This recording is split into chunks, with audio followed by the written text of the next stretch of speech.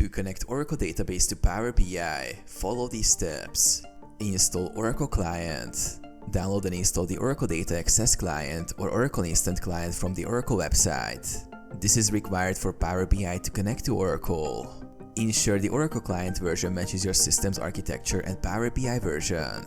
Configure environment variables. Add the Oracle Client's path to the system environment variable path so Power BI can locate the Oracle libraries.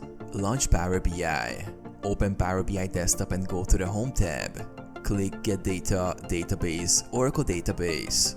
Enter connection details. In the connection dialog, enter the server as the following.